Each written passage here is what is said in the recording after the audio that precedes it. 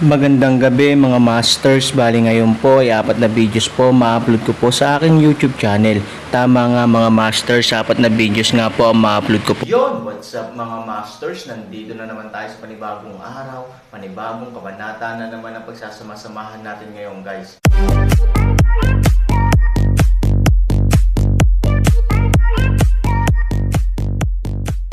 Bali mga masters, kung bago ka pa lang po sa aking YouTube channel, please click the subscribe button, lalong-lalo na po yung notification bell guys, para maging connected pa rin tayo sa isa't isa at maging updated kayo sa mga susunod ko pang video. Bali mga masters, bago natin umpisahan ng kwento ay mag-shoutout po muna tayo para sa mga solid nating tagapakinig. Shoutout kay Danilo Wamar at shoutout kay Leo Mer. Yun na nga mga masters, no? Bali hindi na ito patagalin. In 3, 2, 1, let's go! Mga master, magbabalik tayo sa pag-upload ng 4 na videos everyday simula ngayon araw. Salamat sa solid na pagsuporta mga master. Sige, sumama ka sa akin. Dahil doon, tumalikod si Chin Ching Feng at pumasok sa silid. Ilang sandali pa, nagsuot siya ng crane pattern na puting coat at dahan-daang lumabas. Aaron, sa kanyang kahilingan, tinulungan siya palabas ng nayon at naglakad hanggang sa isang bundok na malayo.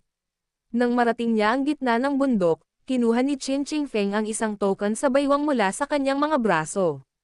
Pagkatapos ng isang volley, dahan-daang bumukas ang isang pinto nang walang laman. Pumasok mula sa pintuan, pagkatapos ay dumating sa isang ganap na naiibang mundo ng panaginip. Mga berdeng bundok at berdeng tubig, mga puting ibon na gumagala, at ilang pulang isda ang mabagal na lumalangoy sa hangin. Sa pinakasentrong lugar, mayroong isang air hall. 4 na berdeng taluktok ay parang mga daliri, mahigpit na nakapaligid. Sa di kalayuan, para silang fairyland. 2 tao mula sa pasukan, dahan-daang umaakyat sa lumulutang na hagdan. Pagdating ko sa gate ng main hall, may sumigaw. "Oh, halika at tingnan mo. Ano ang ihip ng hangin ngayon? It's blowing our 7th martial uncle." Ang 6 na disipulo, nang makita si Chin Ching Feng, ay hindi napigil ang tumawa ng malakas. Medyo inis si Aaron. Ang kanyang amo ay katulad ng kanyang sarili sa lupa. Tila kahit sinong individual ay kayang hiyain siya. Hindi sila pinansin ni Chin Ching Feng, kaya kailangan niyang magpatuloy. 7th Martial Uncle, saan ka pupunta? May utos ang pinuno. Hindi ka pwedeng pumasok sa main hall nang walang pahintulot. Pinigilan ng unang disipulo si Chin Ching Feng, at ang kanyang mukha ay puno ng pang-aalipusta. "May kinalaman ako kay Kuya Martial Brother Leader. Can you tell me?" Magalang na sabi ni Chin Ching Feng. Inilabas ng unang disipulo ang kanyang tainga, sinulyapan si Chin Ching Feng at nanunuya at sinabing, "Ikapitong Martial Uncle, mukhang hindi ka lang inutil, kundi bingi din. Hindi ko ba alam ang ibig kong sabihin? Hindi ka makakapunta. Lumabas ka kapag naiintindihan mo na." Tuldok, direkta niyang itinulak si Chin Ching Feng palayo. "Tama na, matandang lalaki, bibigyan kita ng mukha. Kung hindi kita bibigyan ng mukha, matandang aso ka na. Huwag mo akong bigyan ng mukha." Si Chin Ching Feng ay hindi nagalit, ngunit siya ay nagbigay ng isang mababang ngiti. "Pamangkin, ganito ito. Kakatanggap ko lang ng isang apprentice. Ayon sa mga regulasyon, kailangan kong magulat sa pinuno, at pagkatapos ay magkakaroon ako ng pagsusulit sa pasukan." Nang marinig ito, ilang mga disipulo ang agad na ngumiti sa kanilang mga mukha, at halos sabay na itinoon ang kanilang mga mata sa Aaron. "Aalis ako." Kinuha ni Uncle Seven ang kanyang mga apprentice. Ito ay isang kamangha-manghang sa mundo. Pumunta at ipaalam kaagad sa punong guro. Hindi dapat masyadong halata ang pangungutya ng unang alagad. "Hindi ko alam kung may mali sa produktong ito. Kung wala kang pipiliin, pumili ng isang lumang basura upang maging Panginoon mo." Haha, may kanya-kanyang aspirasyon ang mga tao. Baka gusto lang nilang matutong maging sayang. "I don't think this boy is a gifted person.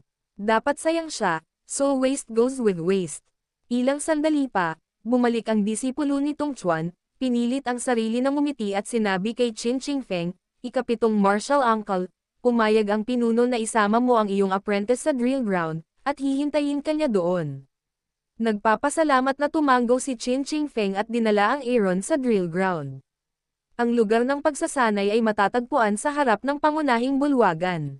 Kasinlaki ito ng 4 na football field. 4 na hayop ang nakaukit sa paligid nito. Ito ay parang buhay at marangal. Pagdating pa lang nila, sa paligid ng bulwagan, maraming tao ang dumagsa sa 6 na taluktok at sumugod sa gilid na ito.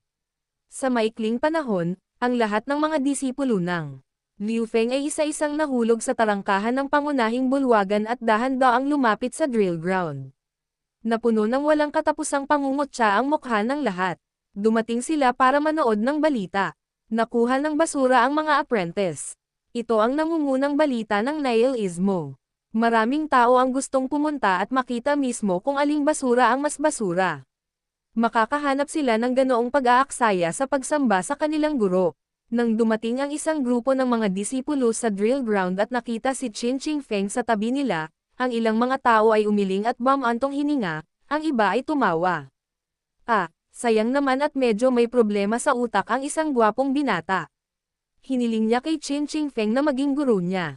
Ang ilang mga babaeng disipulo ay naaawa sa Aaron sa oras na ito.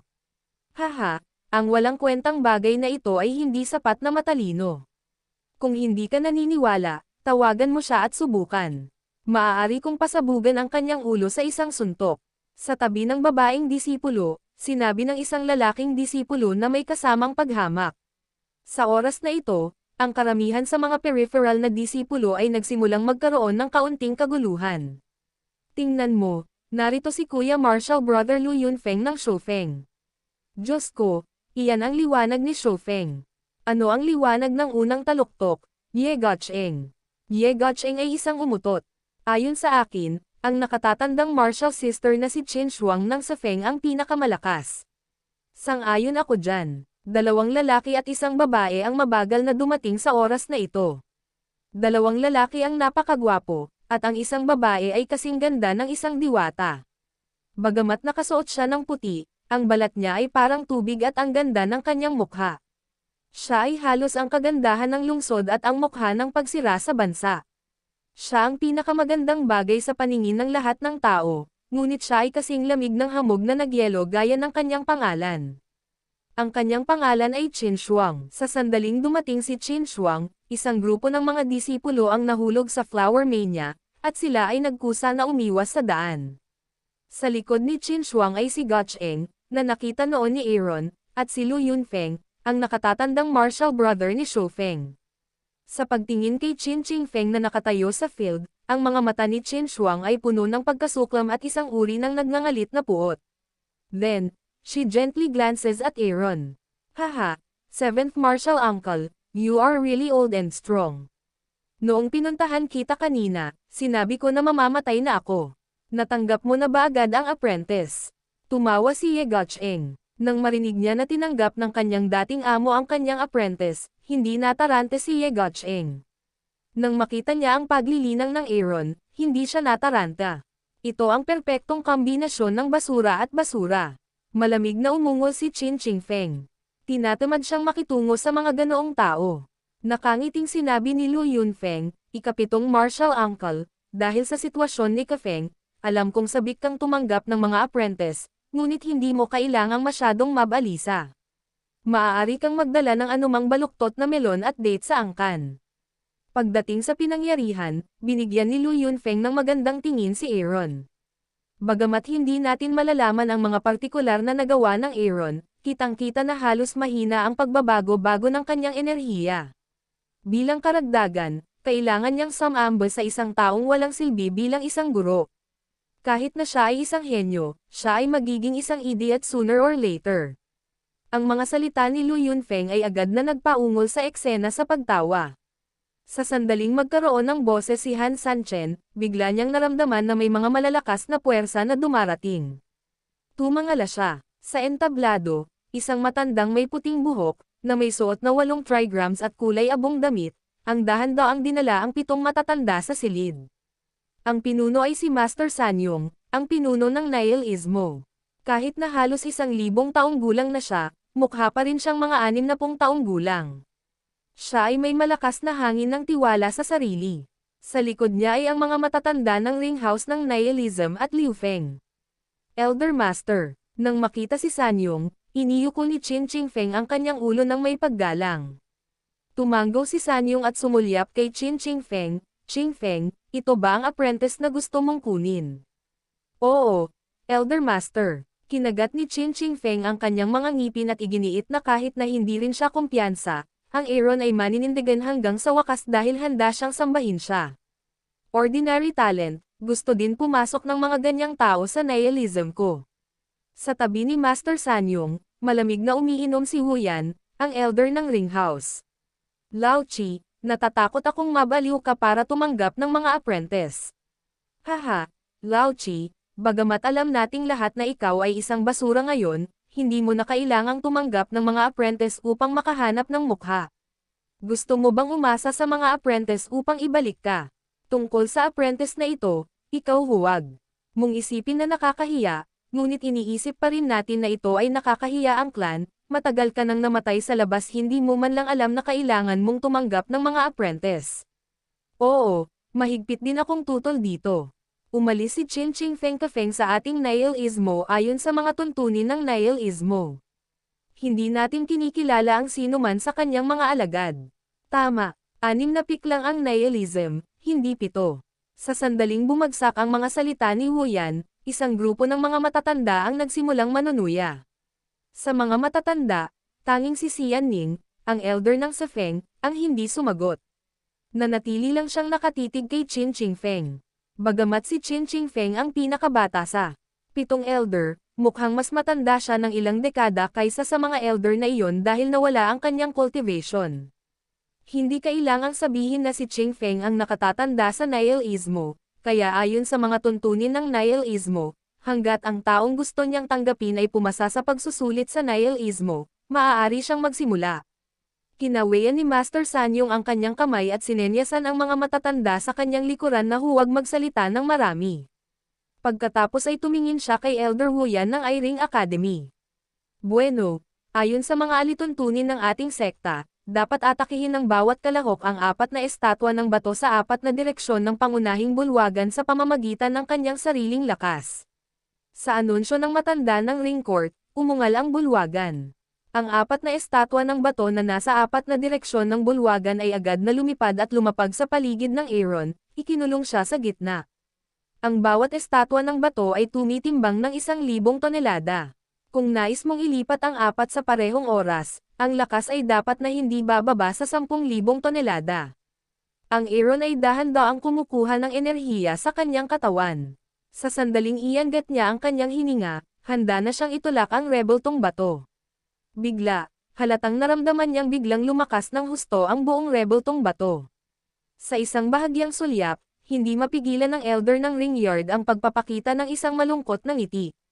Malinaw, lihim siyang naglapat ng puwersa, na nagpapataas ng kahirapan ng Aaron. Aaron disdains na ngumiti, sa kanyang kamay, ang pulang mata na Jade Python ay nasa kanyang kaliwang kamay, at ang linlong ay nasa kanyang kanang kamay. Sa tulong ng 2 halimaw, biglang tumaas ang lakas ng Aaron, at ang 4 na estatwa ng bato ay gumagalaw ng mahina sa oras na ito. Hindi napigilan ng matanda sa Ring Court ang mapangiti at magkamot ng ngipin. Biglang naramdaman ni Aaron ang lakas ni Wan Shan sa kanya, at ang kanyang lalamunan ay nag-iinit, at halos iluwa niya ang isang subo ng lumang dugo. Tingnan Aaron Han para sa isang mahabang panahon, ngunit ang 4 na bato rebulto ay pa rin, ang karamihan ng tao, napapanahong burst out tumatawa. Hahaha, sayang naman pala, no wonder napili si Qin Qingfeng bilang master. Sayang din ang makolekta ng isang tao. Hindi na ako makapaghintay. Hindi ko man lang maitulak ang 4 na rebeltong bato. Mabuti pang umuwi at magsaka. Tumingin si Qin Qingfeng kay Aaron, na pinagpapawisan na sa hanay ng mga bato. Siya ay labis na nababalisa at naliligaw. Qin Frost speechless white a Qin Qingfeng, ay malapit nang tumalikod at umalis. Sa oras na ito, ang hanay, biglang isang malakas na ingay, nasira ang 4 na rebeltong bato. Yun na nga mga masters, no? Bali panibagong kabanata na naman yung natapos natin ngayong gabi. Muli, maraming salamat po.